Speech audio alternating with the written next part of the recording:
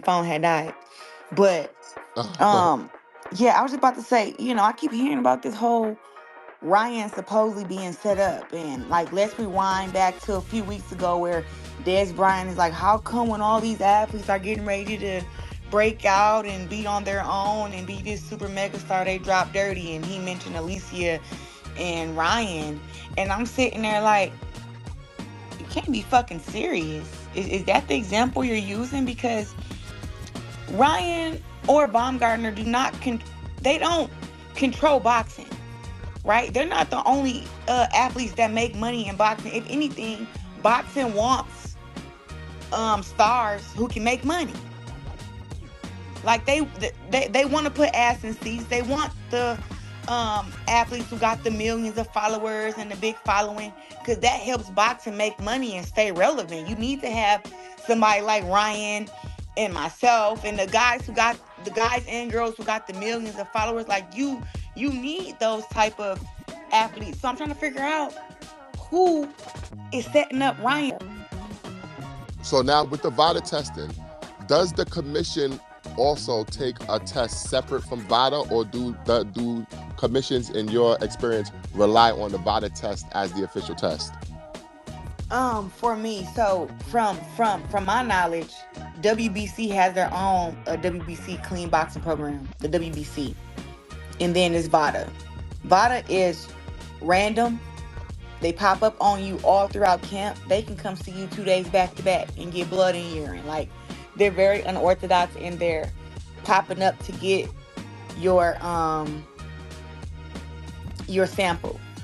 But once, like Lady was saying, when you get your sample, it's in a glass container. You pour it in there. You get to check the cup that you get to pee in before you pee in it. You seal it with the cap and you pour it right into the glass. And when you lock it with the glass, you can't.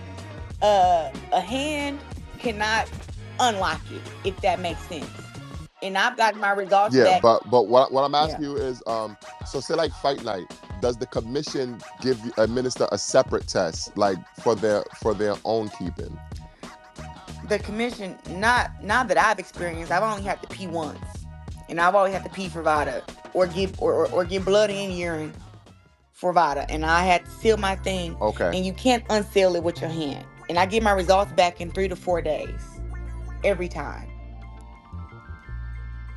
So.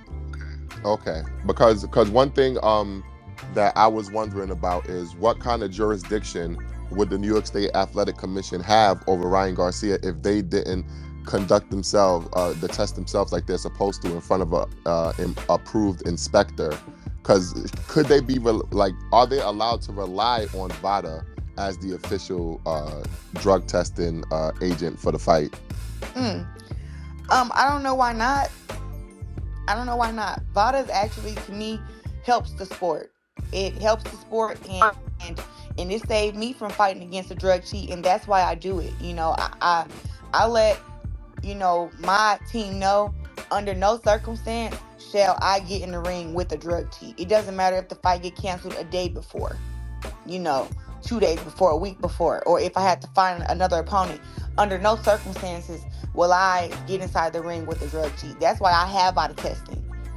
And that's why I was kind of confused that it comes back after they fight, that he was positive, when the test should have been conducted a week before the fight, or 3 days or 4 days before the fight, so you can get the results back before the actual fight.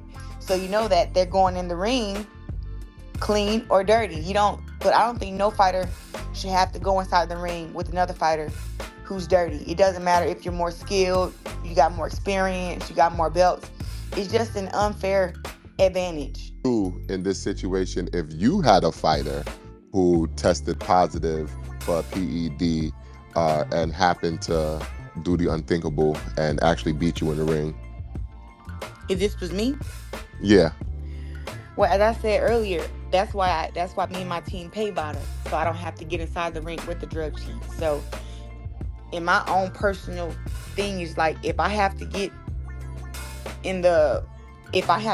inside the ring with the drug cheat and I'm paying Vada to protect me from that, first person I will be suing is Vada. I'm just being honest. And I have a good relationship with Victor Conti, and I think Vada and Watt, I've been doing them. I've been getting tested by them since I was 16 years old. But that would be what I would be like. That would be the first thing that I would do because y'all didn't protect me. One, two. I'm gonna go after the person who tested positive against me, who beat me. Oh, it's I need something out of you. I need half your purse. I want to sue you for negligence and harm. Like, cause in boxing, our hands are considered weapons, and not only did you hit me with your hands that are considered weapons, but then you hit me with steroid hands. Oh, I need some dough. I don't know, like the tests are random, but I know that the tests take 3 to 4 days to come back. So if you got a test the week before my fight, me and my opponent, and then 3 to 4 days come, and then I get the results, and I know that at least I'm getting inside the ring with somebody who's at least clean 3 days before the fight, at least clean the day of the weigh-in. You understand what I'm saying? To where I'm like, I feel like I'm safe and I'm protected. I make that very, very clear to them. So I think that that needs to be added to everybody. You know, if you're doing body testing, that look, it takes 3 to 4 days to get back, and that's what we need. And if a few fights have to get canceled, or you got to have backup opponents because you think this other person may test positive, that's just what you have to do. But under no circumstance will I'm not having it. I don't think I have the mental control to deal with what Devin Haney has dealt with.